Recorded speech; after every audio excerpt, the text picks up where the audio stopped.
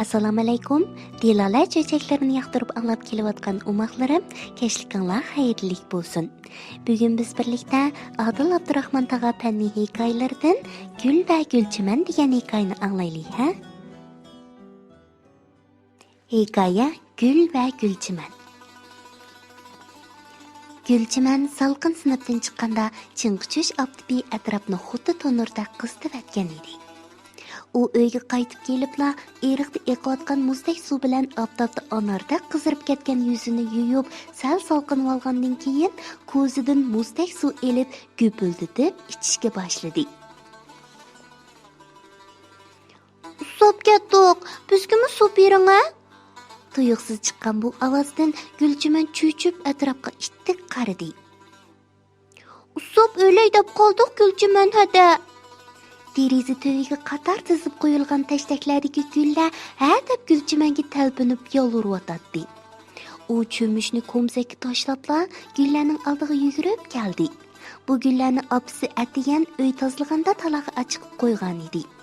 "Voy esid, amdilikda bo'lsa, ularning yupirmoqlari solpiyib, bunchilari so'lishib qopdi-ku. Ozroq suv bering-a, jinim-ocha." Usab halsizlanib ketgan atirgul Gulchimanga yelindi. Uning lavlari qurib, gazbaqlab ketgan edi.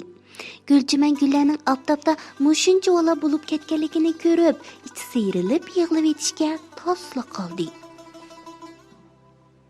"Oppa, gullarimni nemish qo'yga ekirvatmiding?" U opsiga bir muncha qayg'ash uyga kirdi. Lekin opsi uyda yo'q edi. "Opam nega ketdi?" Gulchiman televizor ko'rayotgan fuqisdan so'radi. "Opam to'yga ketdi." Gulchiman javobning oxirini kutmayla yugurib talog'i chiqdi-da, eriqdan bir cho'gin suv elib, tashdakdagi gullarga qo'yishga boshladi. "To'xta, gullarni o'ltiraydamsan." Talgulga suv qo'yayotgan Gulchimanning qo'li shu an ishdan to'xtab qoldi. Tashdakdagi gul to'pisining tegidan bo'g'iq ovoz anglanyotdi. "Sen kim?" Gulchiman cho'chib so'radi. "Men Yulduz." Shu asnoda yuzini soqol burut qoplab ketgan bir tol to'm yulduz tuproqni yerib chiqishga boshladi. Uningga agishib, semiz bir sozon qurutmo dumildab o'milab to'p ustiga chiqdi. Gulchiman buni ko'rib, "Opa!" deb baqirib tashladi. Qo'lidagi cho'g'imi yerga tushib ketdi. U kichkidan tortibla qurut qo'ng'izlardan o'lkada qo'rqatdi. "Qo'rqmag'in, biz gulgiyohlarning do'sti," dedi sozon gul tuvidagi to'pini yumshatqash muloyimlik bilan. "Oftob Yerjahonni tonurda qizitib turgan Chinqichushda gullarga suv qo'yguning nemasi?" "Sozon yolg'on aytadi." Tashdakdagi gullar norozi bo'lib cho'qirishib ketishdi. "O'zinam so'lqin to'pining orasida yotsa, bizning dardimizni nadim bo'lsin. Issiqda qo'ymagan suvni sovuqda qo'yaptimi amisa?" Bu chaqda Gulchimanning ochiq rosa tutgan edi. "Qaramamsan, gullar usab yelilida qurilib ketibdi." U sozon qo'yib qo'yib yerdan cho'ginni oldi. "Sozon rostaydi, dal tushdi gullarni sug'urishga bo'lmaydi." Yiltiz sozonning gapini tasdiqlab tushundirdi. "Sug'orsangmi atigan yoki kashta sug'ormamsan?" "Shundoq, atigan va kashta havo bir qadar salqin bo'ladi emasmi?" Sozon lo'mildab turib gap qistirdi. "Chunki bu vaqtda tuproqning temperaturasi ancha farqlanmaydi, ha?" "Tushda suv qo'ysam-chi?" Gulchiman aldirab so'radi. Uning chiroyli ko'zlaridan ajablanish alomatlari chiqib turardi. "Dal tushda havo bek isib, tuproqning temperaturasi o'rlab ketadi." Uning savoliga Yildiz javob berdi. U soqol burutlarini silab turib, sal o'ylanib oldi-da, gapini yana davomlashtirdi. "Agar bu chaqda gulga to'yuqsiz suv qo'yganda bir qism gullar temperaturning ushtum-tut o'zgarishiga bardoshlik berolmay o'lib qoladi." Tashdakdagi gullar bu gapni anglab, cho'chib bir-biriga jimmida qarishib qo'ydi. "Nim deding? Gullarim so'lishib qopti. Endi qanday qilaman?" Gulchiman titit bo'lib, nima qilarini bilmay birdan gullarga, birdan Yildiz bilan sozonga qarashga boshladi. "Ansirmagin Gulchiman, gullarni salqin tushganda sug'ursangmi bo'ladi."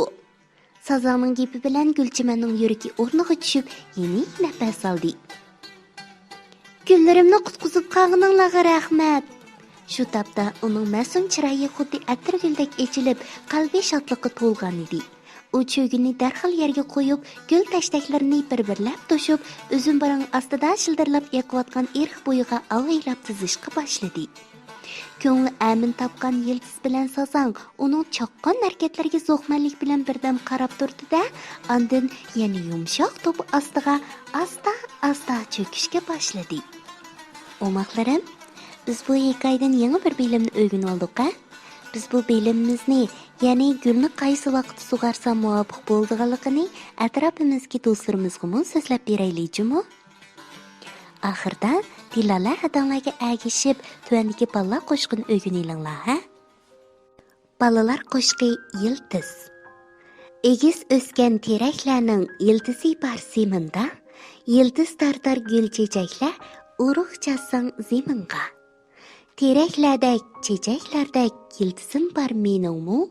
So'rib olgin, bilib olgin, yildizing bor seningmi? Cho'ng dadang kim, buvang kim, bo'g'iz kim buvangning, kimlar ulug' ajdodi, kasbi nima ularning.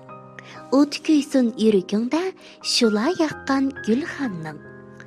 Egiz terak qo'lab tushar, yildizidan ayrilsa, qurib qalar gul chechaklar, yildizlari qayrilsa. Yıldızını bilgen insan yıldız tartib yaşaydı, ajdod bilan avlod mehri mangu tutash yashnaydi. Kichik shoirlar kash bo'lib ketibdi. Amis bugun baldur uxlanglar. Tatliq tushlar sizlarga mira bo'lsin.